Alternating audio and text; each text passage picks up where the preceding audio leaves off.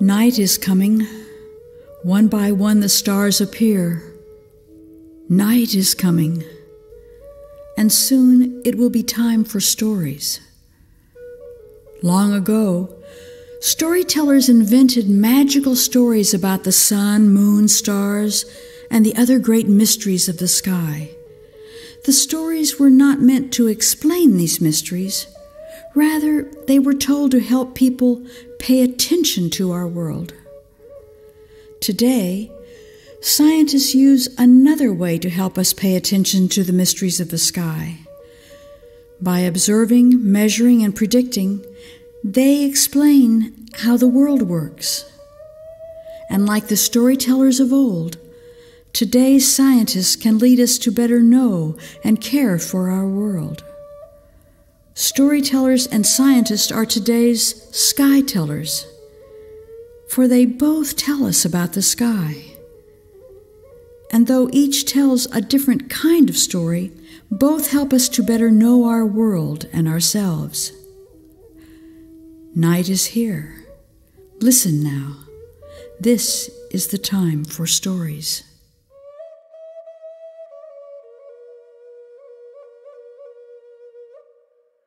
In the beginning times, before time, the earth was different.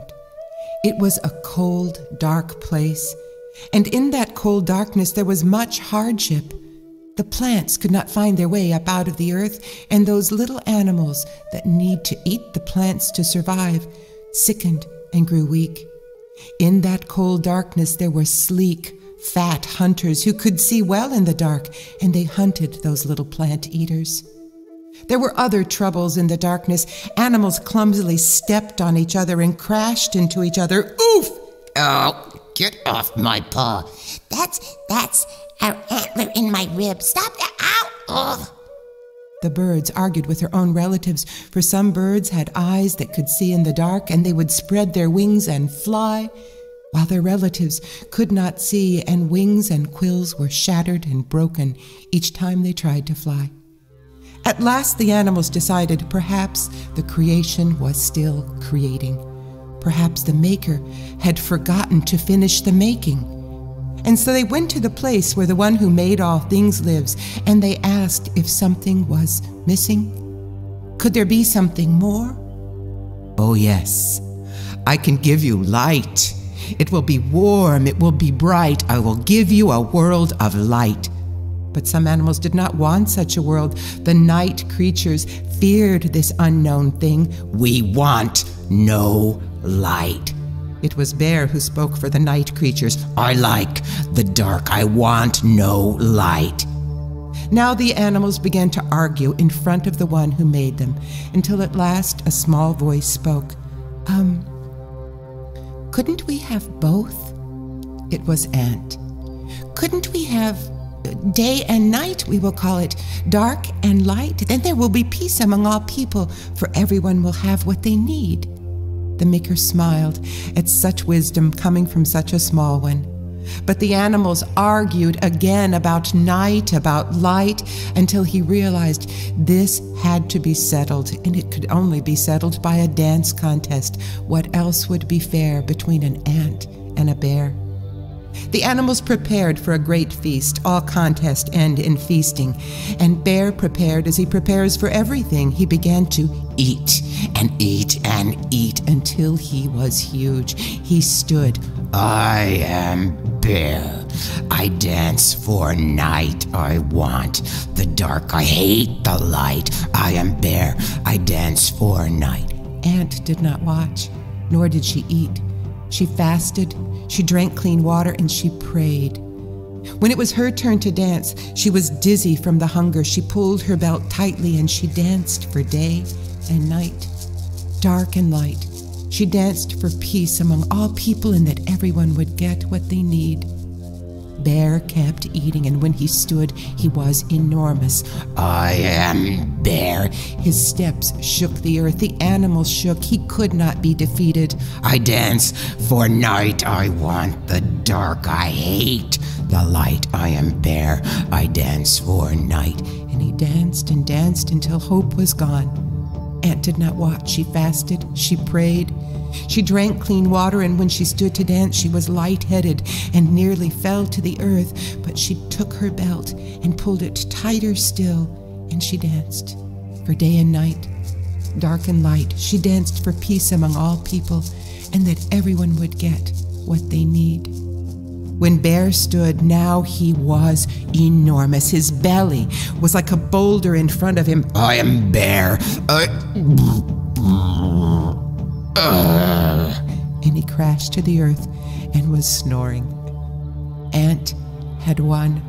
She pulled her belt tighter so she could endure her victory dance, and she danced for day and night, dark and light. She danced for peace among all people, and that everyone would get what they need.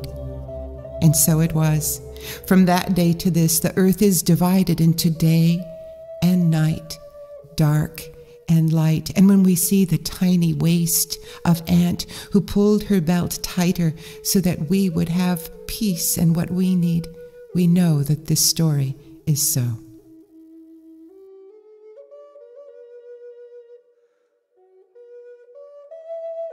Day and night, dark and light. Day and night, dark and light. When you were very small, one of the first things that you noticed about your world is that sometimes it's light outside and sometimes it's dark. Today, we ask astronomers to help us understand how day and night come to be. They tell us a story that is different than the tale of the ant bringing the light, yet it's not so different after all. The stars are out and the night is the best time for stories. So it's a good time to hear a science story of why we have day and night. Long, long ago, people watched the sun appear in the east, travel across the sky, and disappear into the west. They thought the sun traveled round and round the earth, making day when it appeared and leaving them in darkness of night when it went away. It still looks like that's what is happening, but science has taught us that things aren't always as they seem. Today we know there is a day and night not because the sun is traveling around the earth, but because the earth itself is moving. The earth spins, and its spinning turns us toward the sun, then away from it, giving us a cycle of day and night. We can see that this is so if we begin by using our imaginations. First, let's imagine an apple hanging from the branch of an apple tree. It's a sunny day, and we can see half of the apple. The half facing the sun is warm and bright with sunlight, while the half facing away from the sun is shady and cool. Now let's pick the apple from the branch and hold it in our hand. We have a long pencil in our pocket. We can take the pencil and stick it through the apple, pushing it in at the top where the stem is and letting it stick out the bottom. If we take hold of each end of the pencil and start twisting it, the apple begins to spin around. And if we hold the apple up to the sun, we can see that half of the apple is always sunny and half is shaded, but those halves change as the apple spins. If Ant herself were sitting on our apple in one place, she would first be carried into the sunlight on the spinning apple and then carried around back into the shade. The circling arrows remind us that our apple is spinning. Now, let's turn the apple into the earth. The apple's red skin becomes the blue oceans and the brown land of our world. And the place where the pencil goes in at the top, we will call the North Pole, and the place where it comes out the bottom, we'll call the South Pole. Of course, the Earth doesn't have a giant pencil stuck through it, so let's replace the pencil with an imaginary line. This invisible line has a name, and we'll call it the Earth's axis, the line around which our Earth spins. And there is one more thing we need to do.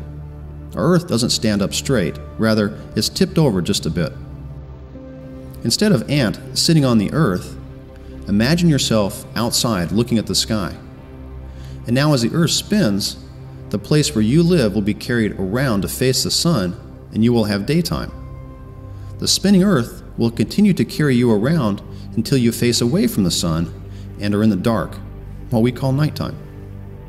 The Earth is spinning around its invisible axis, but the Earth is very much larger than an apple, and you're very much too small for us to see.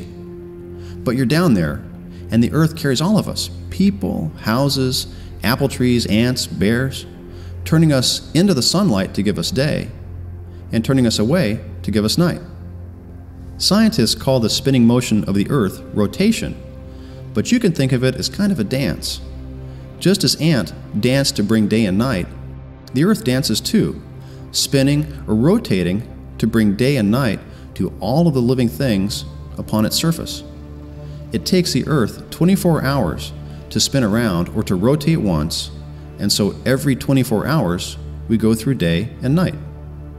But the Earth's dance is more complicated than this, for as it rotates, it also circles around the sun in a great loop in space. Imagine the sun in the middle of a great blackness, and now draw a circle around that sun. Now put our spinning Earth on that circle and let the Earth move along it. The circle is called an orbit, and it is a path that the Earth takes around the sun. We say the Earth is orbiting or revolving about the sun. Now we can see how the Earth dances in space. It spins around or rotates about its axis at the same time it circles or orbits the sun. It takes 24 hours to rotate and make one day, and it takes about 365 days to revolve around the sun. So you see, even in the story of science, it takes dancing to give us day and night. But it is the Earth that dances, spinning us to face the sun by day and turning us away from the sun each night. These stories help us to remember to notice day and night, dark and light, and why the world is the way it is. And sometime, when you're in a quiet place and sitting still, look around and know that you and the whole world are spinning, and that you are speeding through space on a journey around the sun. So sit quietly now and know that our Earth is turning us toward the sun, and day is coming.